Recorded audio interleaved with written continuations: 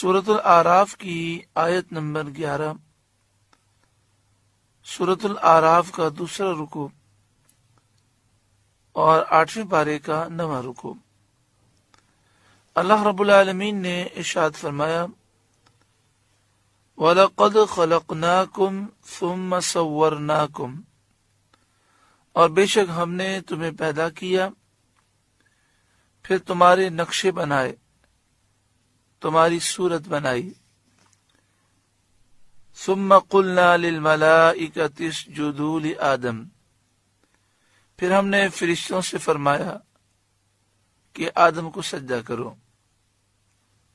ہم نے تمہیں پیدا کیا، تمہارے نقشے بنائے، یعنی تمہارے جد امجد حضرت آدم علیہ السلام کو پیدا کیا، اور پھر فرشتوں سے فرمایا کہ آدم کو سجدہ کرو۔ فسجدوا الا ابلیس، تو وہ سب سجدے میں گرے مگر ابلیس نے سجدہ نہ کیا۔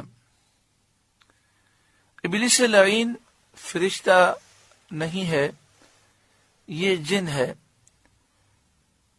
اور یہ چونکہ بہت زیادہ عبادت گزار تھا، اس نے ہزاروں لاکھوں سال عبادت کی، اور ایک روایت میں ہے کہ 6 کروڑ برس اللہ تعالیٰ کی عبادت کی۔ زمین اور آسمان کے چپے چپے پر اس نے سجدہ کیا، کوئی 4 انگل 1 بالش جگہ باقی نہیں جہاں اس نے سجدہ نہ کیا ہو۔ اس طرح کی روایتیں بھی موجود ہیں۔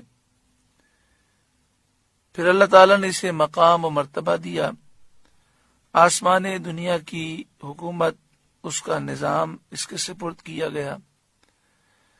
بعض روایتوں میں یہ ہے کہ جنت کی چابیاں اسے دی گئیں، بعض روایتوں میں یہ ہے کہ فرشتوں کا استاد بن گیا۔ تو جب سب فرشتوں کو سجدہ کرنے کا حکم ہوا تو فرشتوں کے علاوہ جو اور مخلوق ہے ان کے لیے بھی سجدے کا حکم تھا۔ ابلیس لعین فرشتوں کے درمیان تھا، تو اسے بھی سجدے کا حکم ہوا، اس نے سجدہ کرنے سے انکار کر دیا۔ پہلے اس کا نام ابلیس نہ تھا، اس کے مختلف نام تھے۔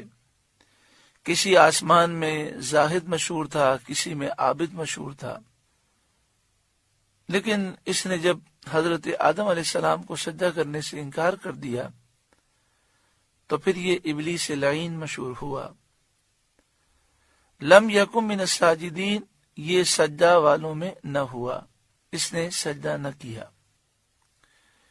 یہاں پر ہر شخص کے لیے عبرت ہے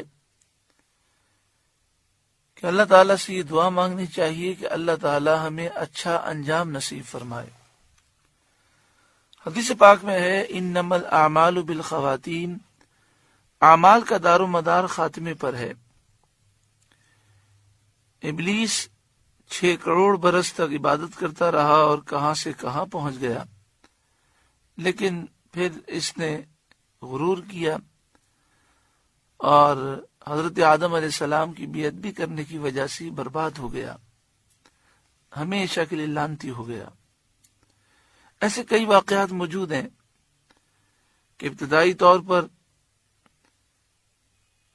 کچھ لوگوں نے بڑا مقام و مرتبہ پایا، مگر پھر نفس و شیطان کے بہکاوے میں آ کر غرور و تکبر میں مبتلا ہو کر ایمان سے محروم ہوئے، اپنے مقام و مرتبے کو انہوں نے کھو دیا۔